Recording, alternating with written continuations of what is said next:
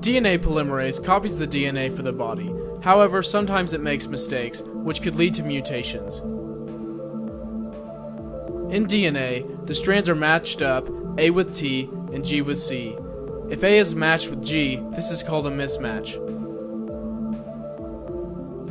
Luckily, our bodies can fix this problem. A mut-S protein scans the strand of DNA, recognizes the error, and binds with 3 other proteins which help trigger the XO1 enzyme to remove the damaged strand of DNA.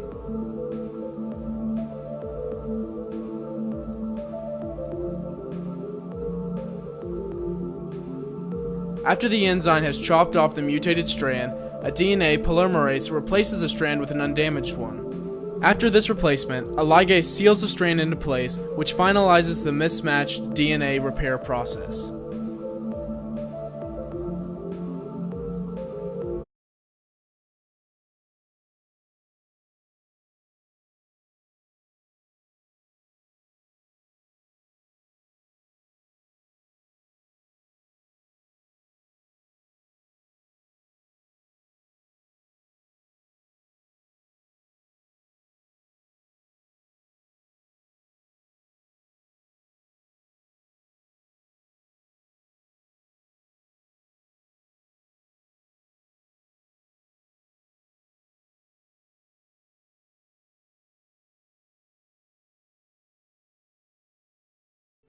In our study, we looked at the riboflavin-responsive neuropathy, which is also known as the Brown-Forman syndrome.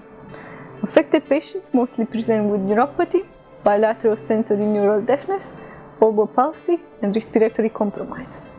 Loss-of-function mutations in 2 riboflavin transporter genes have recently been linked to the Brown-Forman syndrome. However, the genetic frequency, neuropathology, and downstream consequences of riboflavin transporter mutations were unclear.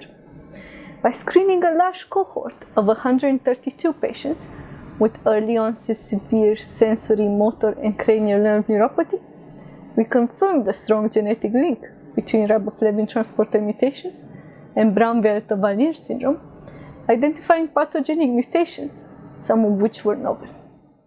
Brain and spinal cord neuropathological examination of 2 cases showed classical symmetrical brainstem lesions resembling pathology seen in mitochondrial diseases, including severe neuronal loss in the lower cranial nerve nuclei. Mitochondrial dysfunction has previously been implicated in an array of neurodegenerative disorders. Since riboflavin metabolites are critical components of the mitochondrial electron transport chain, we hypothesized that reduced riboflavin transport would result in impaired mitochondrial activity. We made a fly model of this disease by using transgenic RNA interference to globally knock down the single Drosophila melanogaster riboflavin transporter homologue. This manipulation led to reduced levels of riboflavin, downstream metabolites, and electron transport chain complex 1 activity, which in turn resulted in abnormal mitochondrial membrane potential, respiratory chain activity, and neuronal mitochondria with swollen vacuoles coupled with fragmented cristae. At the organismal level, riboflavin transporter knockdown in Drosophila impaired locomotor activity and reduced lifespan, mirroring patients' pathology. Importantly, we were able to rescue these phenotypes by using a novel esterified derivative of riboflavin.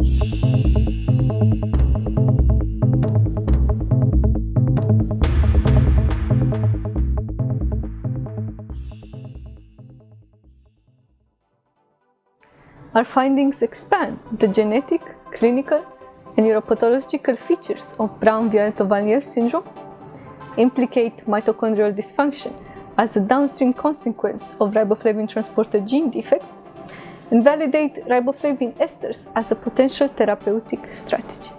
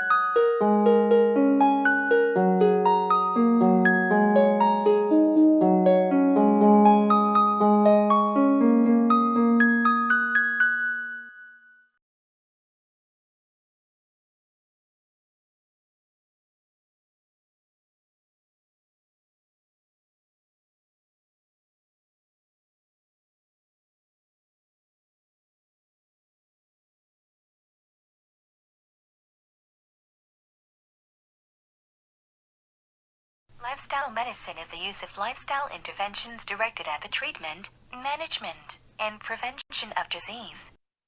Hey folks, Dr. Keel here, and I want to take a few minutes to talk about riboflavin and its potential health benefits.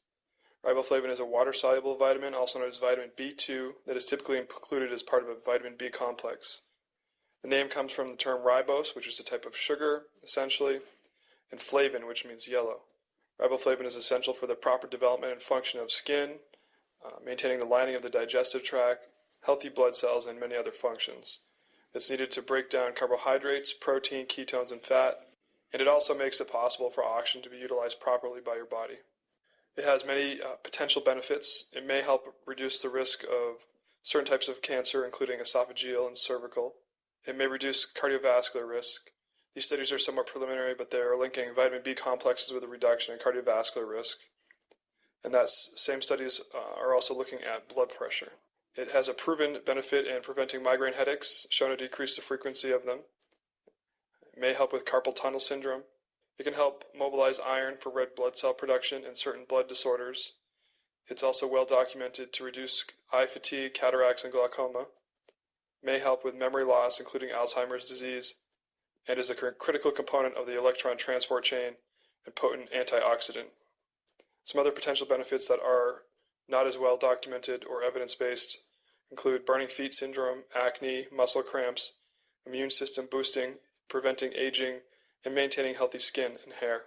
Common sources include dairy products, eggs, green leafy vegetables, lean meats, legumes, nuts, breads and cereals, liver, and kidneys. Deficiency can lead to anemia, mouth sores, skin disorders, sore throat, swelling of membranes, preeclampsia in pregnant women, and it can interfere with metabolic activity of other vitamins and minerals. According to the National Institute of Health, there are no documented cases of riboflavin toxicity. In high doses, it can turn your urine bright yellow, but this is considered a harmless side effect. The recommended daily intake in adult males is 1.3 milligrams per day, and in adult females 1.1 milligrams per day. And another dosing regimen recommended by the NIH is 5 to 50 milligrams per day in divided doses. So in conclusion, riboflavin is a water-soluble vitamin, often comes as part of a B complex, definitely helpful with migraine prevention and protecting your eyes from certain disease, may also be helpful with other things such as cardiovascular disease, certain cancers, blood disorders, and Alzheimer's disease. Common sources include dairy, eggs, green vegetables, meat, and nuts, and deficiency is rare in the industrialized world.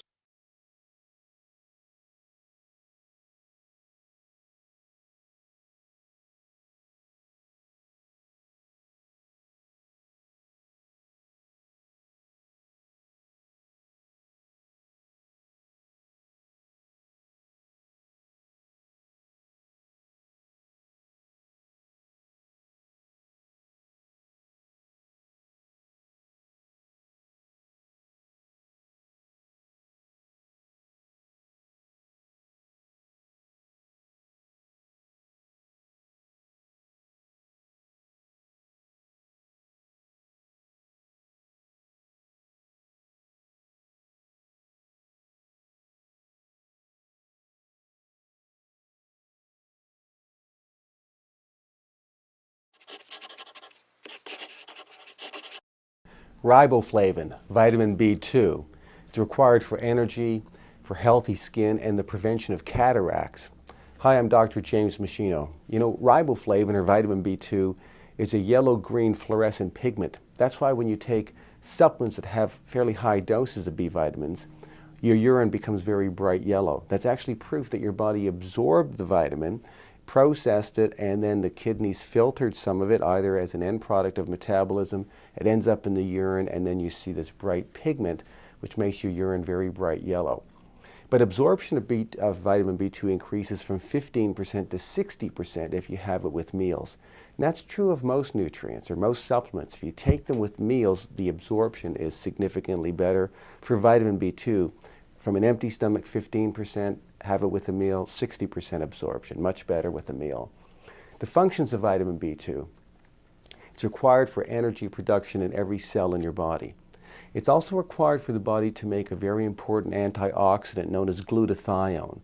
So glutathione is a premier cellular antioxidant, but it's also an important detoxification agent in the liver. So this is another important role for B2.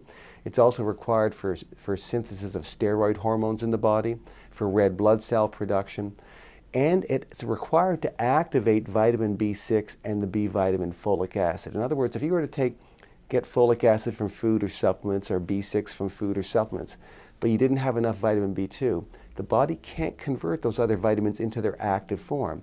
We've seen this before in people that have certain types of anemia, where they have a low level of folic acid or B6. Giving them folic acid or B6 doesn't reverse the anemia until you give them vitamin B2 as well, because it activates those B vitamins, and then they can play their role in the body in all the metabolic reactions they're required for.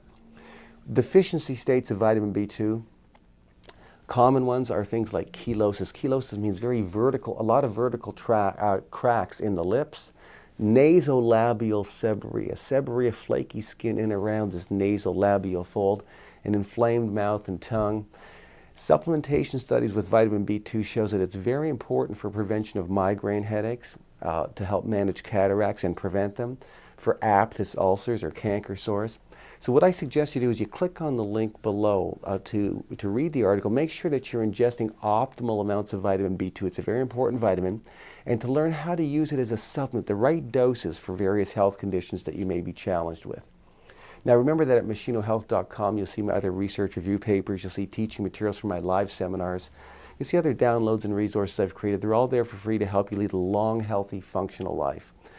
So you should make machinohealth.com an ongoing, reliable resource for both you and your family, because all of the research materials I have and teaching materials come with all the scientific references, so you're only getting evidence-based information on any health topic that you're looking for. So use machinohealth.com on a regular basis. Thanks so much for watching.